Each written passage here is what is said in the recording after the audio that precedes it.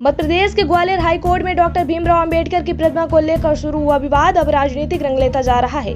एक तरफ प्रतिमा लगाए जाने के विरोध के स्वर उठ रहे हैं, दूसरी तरफ इसे स्थापित किए जाने की मांग जोर पकड़ रही है। इस मामले में अब दिग्गज नेताओं ने भी मोर्चा संभालते हुए एससी में प्रतिमा स्थापित करने की मांग तेज कर दी है। इस दौरान उन्होंने खुद को सनातनी बताया और यह भी कहा कि सोशल मीडिया पर जितनी गालियां उन्हें मिलती हैं उतनी किसी को नहीं मिलती।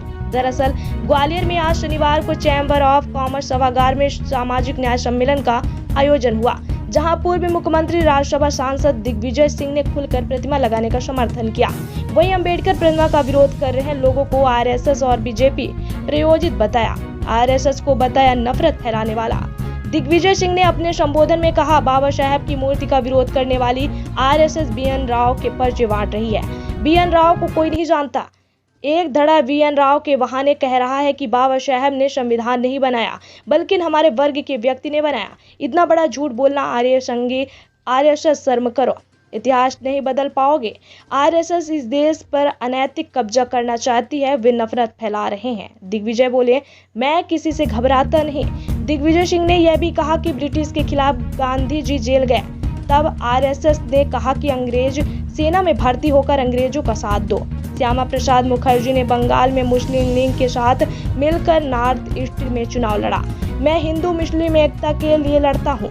5 राज्यों में मानहानि के केस चल रहे हैं। मैं किसी से घबराता नहीं हूँ। नफरत के बाजार में मोहब्बत की दुकान खोलने का संकल्प राहुल गांधी ने दिया है, उस पर सब अमल करेंगे। दिग्विजय ने खुद को बताया सनातनी। उन्होंने कहा कि यहाँ के प्रस्ताव में मेरी सहमति है। सुप्रीम कोर्ट में मूर्ति लगी है तो फिर हाई कोर्ट में लगने में क्या दिक्कत है। बाबा साहब के लिए बहुमत की जरूरत नहीं, बाबा साहब का अपमान सहन नहीं करेंगे।